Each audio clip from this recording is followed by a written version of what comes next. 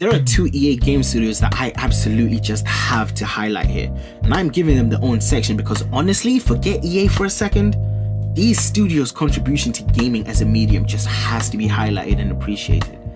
They are forever and will forever be part of gaming history, and their games will never be forgotten.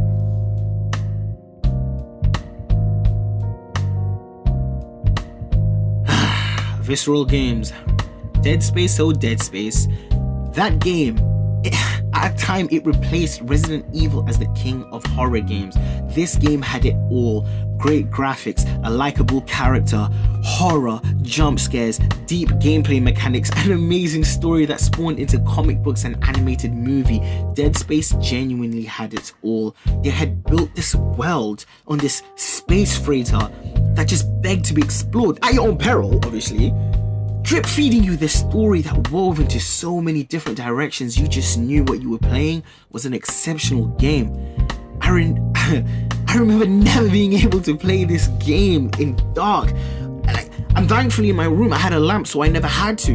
Dead Space set a bar, and its sequel Dead Space 2 absolutely blew that bar down by adding on everything that the previous had, but then just made things so much bigger enemies, tighter claustrophobic sequences, improving the survival elements, and overall just really leaning into that Dead Space lore. Dead Space 2 was an amazing game, and I highly recommend you go back and play. You just have to play through this game franchise because it certainly deserves your time and effort.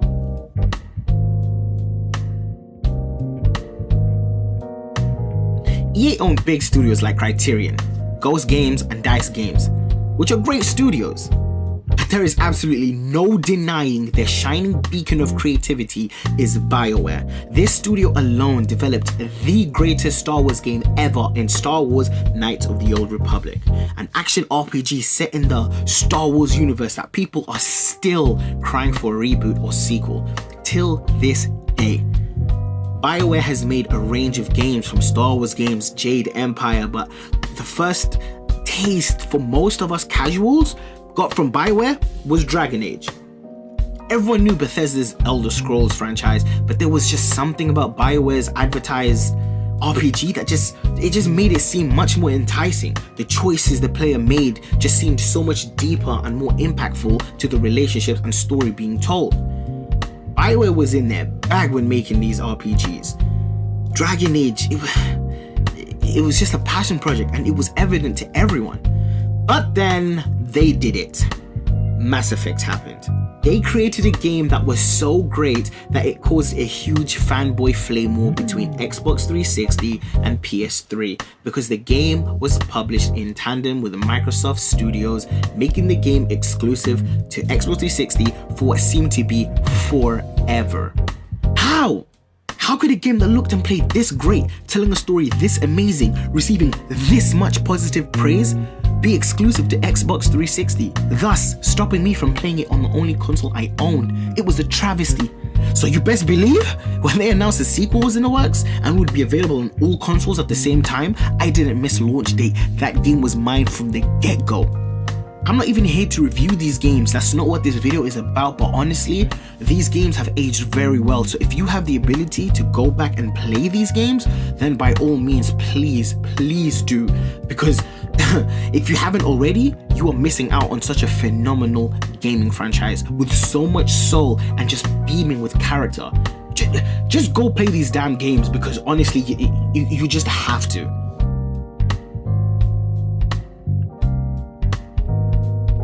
By no means take this section as me just throwing these games together because they don't deserve their own category.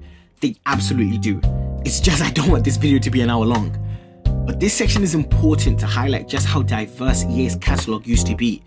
Games from all sides with big budgets to smaller budgeted games, but most importantly, all of them tried to do something in the respected genre that differentiated themselves from the competition, even if they were in a saturated genre to begin with. Army of Two was a co-op shooter that followed a linear story, but the novelty of being able to play with someone just made the game so much more enjoyable. Mirror's Edge was a parkour game set in a not too distant dystopian future where the government has so much power over information and access to people's lives that the only true way to communicate freely is to hire runners to pass messages back and forth. The game, no matter how you looked at it or spun it, was just unique as hell. From the main character, her design, to the world design itself, it all just screamed personality. Even if the art style was relatively uniform in its color scheme and geometry, the ability to free roam using real world physics was great. EA even teamed up with Epic Games to release Bulletstorm, a ridiculous over-the-top FPS that just concentrated on chaining combos and killing enemies in the most creative ways possible. The game looks insane. Just look at the gameplay and tell me a game like that exists on the market right now. Bulletstorm was huge. Bulletstorm was so huge, it had huge boss battles. The writing was just as over the top as the combat. The game was truly a gem. But last but certainly not least, we have Brutal Legend. How does one even describe Brutal Legend? Well, to start off, it stars Jack Black as the main character, and he's sent into a rock and roll inspired alternate dimension, and he must use the power of rock and roll to defeat the many bosses of this dimension to save humanity. Yup, EA willingly and happily published this game. EA published a game by the great Tim Schafer about a roadie being trapped in a rock and roll dimension. Oh, this game was a gem. It was insane. Just go play this game and don't waste my goddamn time.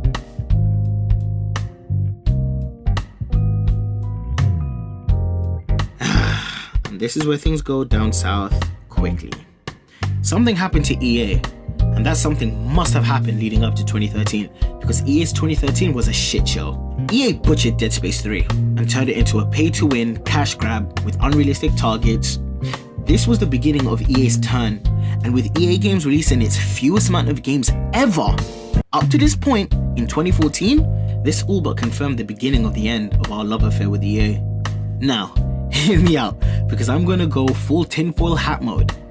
Now, there is no guarantee that this is what happened, but now that it's 2019 and judging on how the game industry has moved on since 2013, it's not so far-fetched a theory.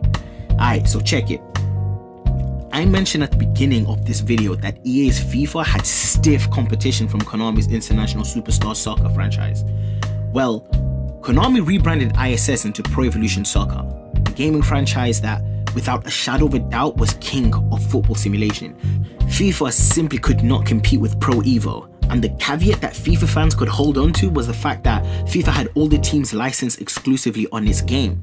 However, it was not the more financially successful or critically acclaimed game of the two, something FIFA tried very hard to correct.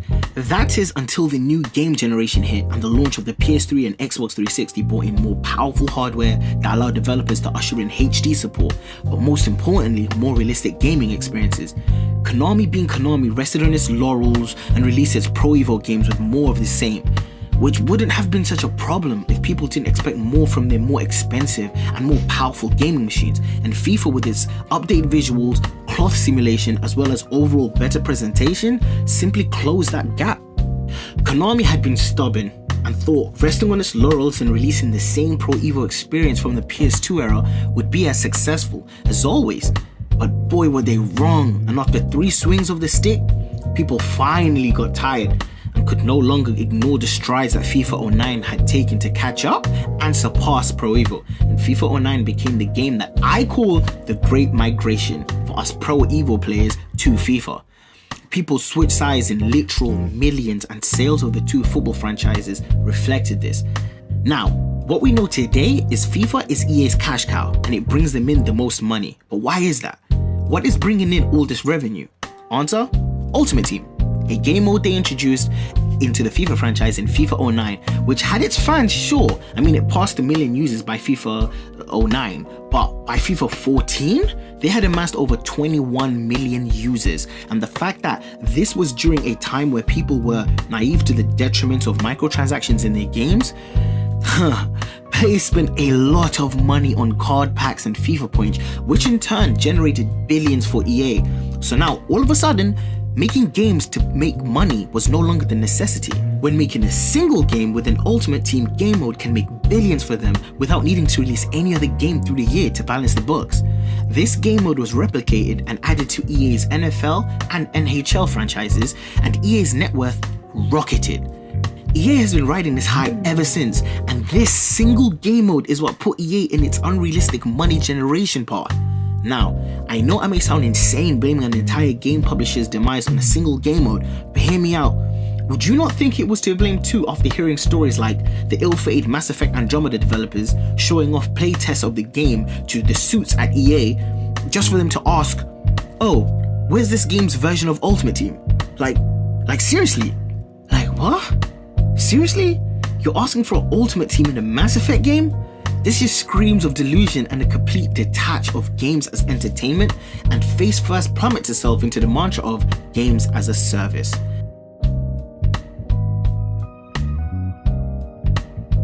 Of course, the demise of EA isn't just because of their clear obsession with Ultimate Team. There are other factors too. Besides their love of money and greed, EA simply got less creative and took less chances on games that mattered. With EA not realizing what made EA Sports big games so special, they unrealistically ordered more games to be made in quicker succession, which just wasn't realistic for what those games were to achieve and what those games needed to be for them to be as successful and trend-setting as they were. And sure enough, after 3 iterations of the NBA, FIFA and NFL Street franchises, the creative juices of those games were simply spent, and EA did what EA does and ceased any more development on those games. EA swiftly closed down EA Sport Big department, and they've not returned since. EA simply lost the creativity that Big had. And this is further proved by FIFA's attempt to release their rebooted version of FIFA Street in 2012 without the original Big development team, and the game was a resounding flop. The game had 0% the flair and style that FIFA Street once had. Even with people excited to finally have a FIFA Street back, it simply wasn't FIFA Street. Instead of giving us a FIFA Street, what they gave us was their annualized FIFA game condensed into a 5-a-side game with increased number of skill moves at our disposal. The game was nothing like FIFA Street that we loved and once upon a time wanted back. FIFA had let us all down and used the lack of success for this rebooted FIFA Street to justify that the industry had moved on from that type of game and has never ventured back into that direction ever again. EA's incessant need to milk something for everything it's worth is the same reason a unique fighting franchise like Def Jam Vendetta can fail. The first game was incredible and broke boundaries, and the second game was amazing, with a deeper story and better fighting mechanics. However, by the third game, EA's unrealistic expectations of sales and quality within the short development time resulted in an under par product, and the franchise has never seen the light of day again. And let's be honest here, with this EA we have today, them releasing a hip-hop centric fighting game is as likely as Nintendo releasing a DLC character pack for Super Smash Bros. That includes all members of Death Row Records. Now back to 2013, the year EA changed. I call that year a shit show for EA because they released one of the most predatory mobile games in Dungeon Keeper Mobile, which literally had players waiting over a day so they could carry on playing unless they decided to pay money to keep on playing, which is just pathetically predatory. They released a trash NBA Live 14 game that lacked so many basic features that it wasn't even worth releasing. It just stank of low effort cash grab because of the release of the new game consoles. Need for Speed became a constantly online experience that did not work unless you were connected to the internet, removing any semblance of ownership over your game, which did not go over well with the fan base. Oh my god, Battlefield 4 released in one of the most broken states ever seen in a video game. Battlefield, a once legendary game franchise built on tactics, an authentic military shooter, but most importantly, quality, had been reduced to being a quick release to get in those early adapters who purchased a PS4 and Xbox on launch. FIFA was going to remain predatory as ever, with its Ultimate Team card packs and player packs, so not much change there, it's still a predatory game. But the killing blow to tell us that EA was no longer what we knew and loved was the release of Dead Space 3. They had absolutely ruined that game, turning it from a beloved king of survival horror to an action shooter with survival elements, and tacked on multiplayer mode because monetizing a single player game is difficult, but monetizing an online component is doable. But But of course, this is modern EA we're talking about, so of course monetizing a single player is doable too. They even monetize the crafting mechanics in the game, resulting in horrible balancing issues of finding scrap so that you can use them to upgrade your suit and weapons. This problem was made worse by the fact they changed the game to be more action orientated, so these crafting materials were necessary to the progression. But the game eventually simply stopped giving you enough scrap to craft without taking drastically experience destroying actions. Or of course, you just went to the store and purchased crafting materials using your real world money. This absolutely destroyed the Dead Space 3 experience, and this new greedy games as a service EA had fully taken hold and was brazen enough to show itself to the world. This to me was the year EA died, and it's not changed since and never will, because they're making too much money and EA are far too stubborn to change. You know what I'm gonna do? I'm gonna show you all these games. These are all EA games that people are crying for returns. Look at all this potential sales. You tell me right now if you think EA is going to release any of these games anytime soon. All we can do is sit and pray that EA gets so desperate they acknowledge their need to release any of these games, and actually do, because this is a crying shame. These are great franchises.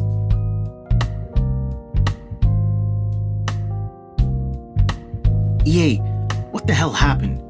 I mean, and I guess many of us know the answer to that. You simply flew too close to the sun and got way too greedy. But the question is for you to ask yourself, not that you ever will, but on the off chance you do, I just hope you ask yourself the question after realizing how much we as a community rooted for you and supported you through that decade of pure dominance, just for you to abandon us and try to take us for everything we have. Because like we said before, you're not happy with making a lot of money. You only want to make all the money. And now your games aren't even reviewing or selling as well as they did. I mean, I no longer support your games, and I haven't purchased an EA game since 2014, and I don't play any EA game that aids in your metrics that you guys can then boast about to your investors and journalists. So EA can no longer harm me. But this issue is bigger than me. So please EA, for those that still buy your games, at least attempt to do the right thing by them.